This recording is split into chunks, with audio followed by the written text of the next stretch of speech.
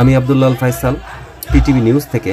আজকে কথা বলেছিলাম সরাইল উপজেলার নোয়াগাঁও ইউনিয়নের যুবদলের আহ্বায়ক মুর্শেদ জামান জালালের সাথে, যে কিনা গত 17 বছর বারবার কারাভোগ করেছেন, অসংখ্য নির্যাতন সহ্য করেছে। চলুন আজ তার মুখে শুনে আসি সেই দুর্বিষহ দিনগুলোর কথা। বিসমিল্লাহির রহমানির রহিম। আমি মুর্শেদ জামান জালাল, আহ্বায়ক বাংলাদেশ জাতীয়তাবাদী যুবদল নোয়াগাঁও ইউনিয়ন শাখা। আমরা শুনে খুবই আনন্দিত যে নতুন একটি অনলাইন টেলিভিশন আমাদের মধ্যে আত্মপ্রকাশ করেছেন, পিপলস টিভি, পিটিভি, যার সংক্ষিপ্ত নাম। আমরা আশা করব এবং প্রত্যাশা করব এই পিপলস টিভির ভবিষ্যৎ উজ্জ্বল কামনা করছি প্রথমে আমি। দ্বিতীয়ত, আপনারা জানেন গণমাধ্যমের একটি দায়িত্ব আছে এদেশের জনগণের প্রতি, গরিব দুঃখী মানুষের প্রতি।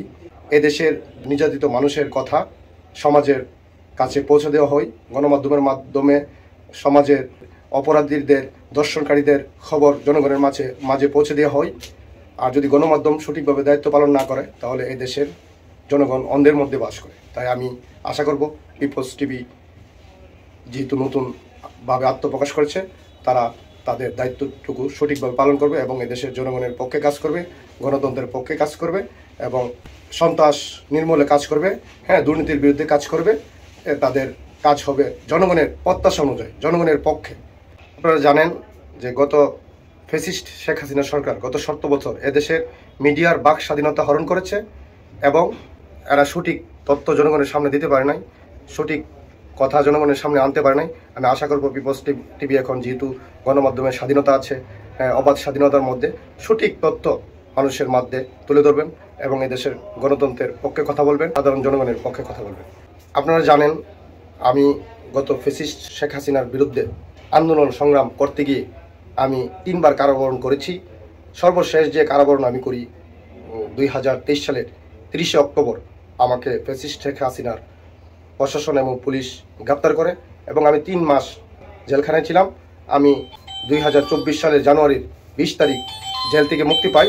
2023 সালের 30 অক্টোবর গ্রেপ্তার হই, 2024 সালের জানুয়ারির 20 তারিখ মুক্তি পাই। আপনারা জানেন যে জেলখানায় আমাদেরকে কীভাবে নির্যাতন করা হয়েছিল। বিএনপি করার অপরাধে আমাদের রিমান্ডে নিয়ে নির্যাতন করা হয়েছে, আমাদের আত্মীয় স্বজনদের সাথে দেখা করতে দেয় নাই, রাজনৈতিক কোনো নেতৃত্ব যদি আমাদের সাথে দেখা করতে গিয়েছে তাদেরকে দেখা করতে দেয় নাই।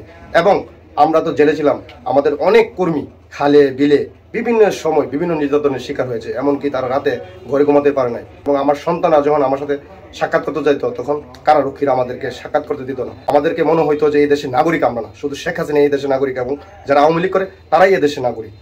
তাই আমরা 5ই আগস্ট ছাত্র জনতার আন্দোলনের মুখে, অভ্যুত্থানের মুখে ফ্যাসিস্ট শেখ হাসিনা পালানোর পরে আমরা এখন খুব স্বাধীনভাবে এদেশে বাস করছি এবং বাংলাদেশ জাতীয়তাবাদী দল বিএনপির কর্মী হিসাবে দেশের সামনের গণতন্ত্রের রক্ষায় এবং সামনের সুষ্ঠু নির্বাচনের লক্ষ্যে আমরা কাজ করে যাচ্ছি। এবং আমরা আশা ব্যক্ত করছি বাংলাদেশ জাতীয়তাবাদী যুবদলের ক্ষুদ্র একজন কর্মী হিসাবে আগামী জাতীয় সংসদ নির্বাচনে ব্রাহ্মণবাড়িয়া 2 সরাইল আশুগঞ্জে জনাব আহসানুদ্দিন খান শিপনকে বিএনপির মনোনীত প্রার্থী হিসাবে আমরা দেখব এবং জনগণের প্রত্যক্ষ ভোটে বিপুল ভোটে বিজয় হয়ে ব্রাহ্মণবাড়িয়া 2 সরাইল আশুগঞ্জের আসনের এমপি হিসাবে উনি জাতীয় সংসদে প্রতিনিধিত্ব করবেন।